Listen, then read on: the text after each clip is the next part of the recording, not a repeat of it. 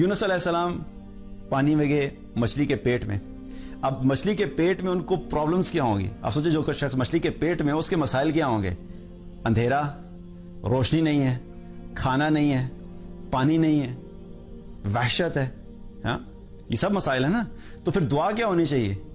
یا اللہ روشنی کا بندوبست کر دے، یا اللہ پانی کا بندوبست کر دے، یا اللہ آکسیجن تھوڑی سی بڑھا دے، یا اللہ مجھے مچھلی کے پیٹ سے نکال دے. دعا تو یہ ہونی چاہیے. اور وہ دعا کیا کر رہے ہیں؟ لا الہ الا انت سبحانک انی کنت من الظالمین. اس دعا میں کہیں پہ بھی انہوں نے کسی ایک چیز کے بارے میں بھی نہیں کہا. سبحان اللہ. یہ کیا ہے؟ اسی طرح ایوب علیہ السلام کو جب بیماری لگی، ایوب علیہ السلام کو اللہ تعالیٰ نے ساری نعمتیں دی تھی، پھر اللہ تعالیٰ نے ساری نعمتیں ایک ساتھ لے لیں.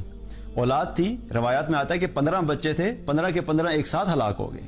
مال تھا بے حساب، اللہ نے سارا مال ان سے واپس لے لیا. صحت تھی، اللہ تعالیٰ نے بیمار کر دیا. اور ایسی بیماری کہ وہ جزام کے مرض میں تھے کہ ان کو سب نے چھوڑ دیا، شہر سے باہر لے کے چلے گئے. اور وہ نہ خود ہل سکتے تھے، نہ وہ بات کر سکتے تھے، نہ وہ کھا سکتے تھے، نہ کچھ بھی نہیں کر سکتے تھے. اور اس حالت میں اب اتنی شدید کیفیت، تو وہ اللہ سبحانہ تعالیٰ کے سامنے کیا کہتے ہیں؟ انی مسنی الضر وانت ارحم الراحمین. سبحان اللہ. کہ اتنے بڑے مسائل، اور کیا کہہ رہے ہیں کہ اس کا ایک ترجمہ کیا آتا ہے کہ یا اللہ مجھے بیماری لگ گئی ہے. ایک ترجمہ یہ کیونکہ بیماری ان کے اوپر ان کو لگ گئی تھی. لیکن اس کا جو ایک ترجمہ وہ کیا ہے کہ یا اللہ مجھے تکلیف پہنچی ہے.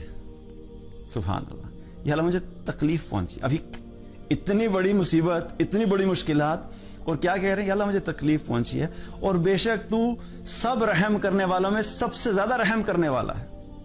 یہ ایمان کا وہ لیول ہے کہ جب بلکہ اسی طریقے سے اگر ابراہیم علیہ السلام کو دیکھا جائے، ابراہیم علیہ السلام کو جب آگ میں ڈالا جا رہا تھا، آگ میں پھینکا جا رہا تھا، اب وہ ہوا میں جا رہے ہیں آگ میں، اتنے میں جبریل علیہ السلام آ گئے.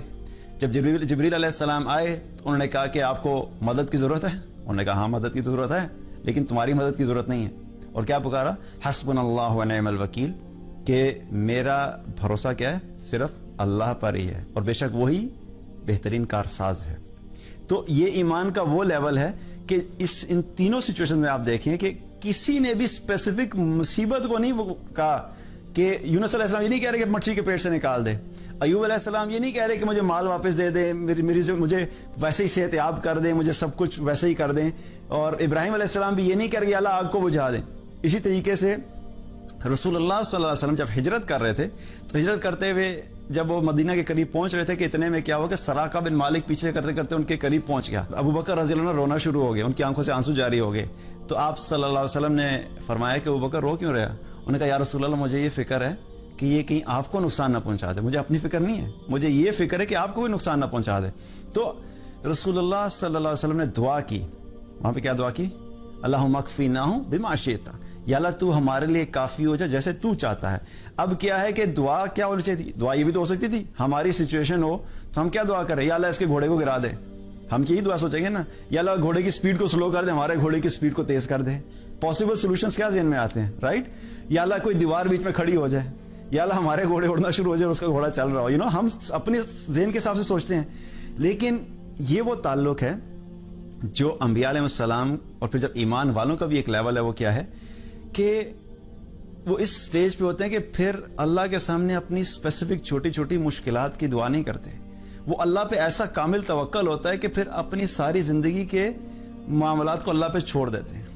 یہ ہوتا ہے نا کہ کسی کے ساتھ آپ کی محبت، عقیدت کا اتنا گہرا تعلق ہوتا ہے کہ آپ اس کے سامنے اپنی حاجت کو بیان کرتے ہوئے بھی شرم آتی ہے. آپ کو ہوتا ہے نا ایسا کہ میں اگر اپنی زبان سے کہوں گا کہ انڈائریکٹلی بھی اگر میں کہوں گا کہ اچھا ہمارے گھر میں تھوڑے سا کھانے کا مسئلہ ہے، آپ نے مانگا نہیں لیکن آپ کہتے ہیں کسی کے سامنے جا کے آپ کہتے ہیں کہ میں یہ کہوں گا کہ کھانے کا تھوڑا مسئلہ ہے، تو انڈائریکٹلی بھی جو ہے پتہ لگ جائے گا. تو اچھا نہیں لگتا کہ وہ مجھے پیسے دے دے کہ وہ یہ سمجھے نہ سمجھے کہ میں نے اس سے پیسے مانگے ہیں، رائٹ؟ تو کیا ہے کہ انڈائریکٹلی وہ اتنی بڑی مصیبت میں، اتنی بڑی مشکلات میں ہے، لیکن دعائیں کیا کریں؟ اللہ کی بڑائی، اللہ کی پاکی، کہ اللہ کو پتہ ہے، اللہ کو پتہ ہے کہ میری کیا سچویشن ہے، اللہ تعالیٰ خود ہی راستہ نکال دے گا.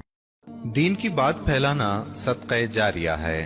ثواب کی نیت سے ویڈیو کو شیئر ضرور کیجیے. جزاک اللہ.